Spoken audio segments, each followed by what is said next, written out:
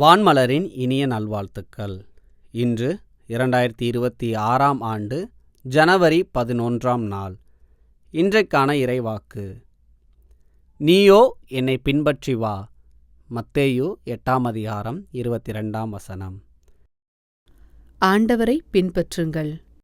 வான்மலரின் மலையாள மொழி ஊழியத்தில் வாட்ஸ்அப் குழுக்கள் உண்டு.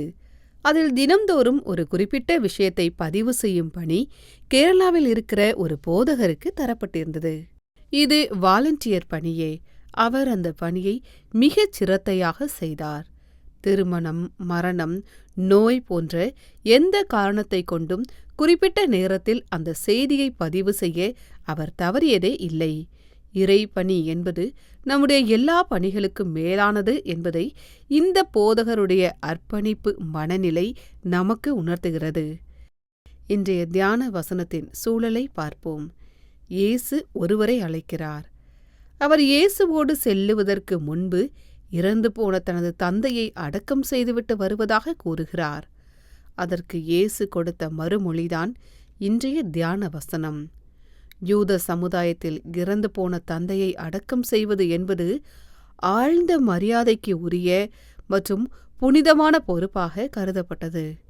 அதை புறக்கணிப்பது குடும்பத்தினரையும் இறந்தவரையும் அவமதிப்பதாகவும் எண்ணப்பட்டது. இயேசுவோ அடக்கத்தை மற்றவர்கள் பார்த்து கொள்ளட்டும், நீ என்னோடு வா என்று கூறுகிறார். அதாவது, அன்றிருந்த பண்பாட்டு கூறுகளை அவர் அவமதிக்கவில்லை.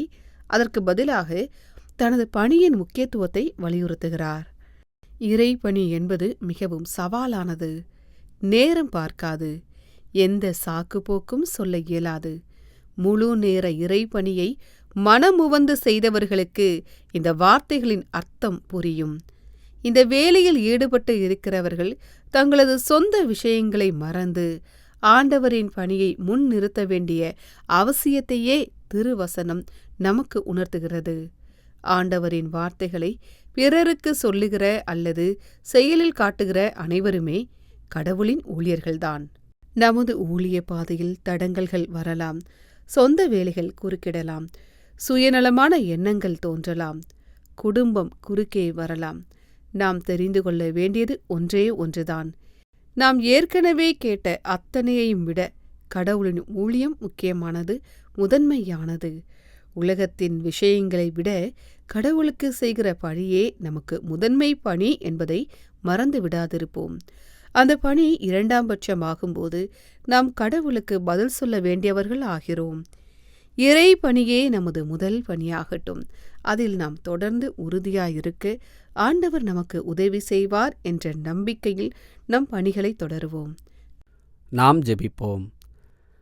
அன்பின் கர்த்தாவே, எங்களை எதிர்நோக்கி எத்தனை பணிகள் இருந்தாலும் உமக்கு நாங்கள் செய்யும் பணியில் சுணக்கம் காட்டாது இருக்க, அதையே முதன்மை பணியாக நினைக்க எங்களுக்கு ஞானத்தை தாரும்.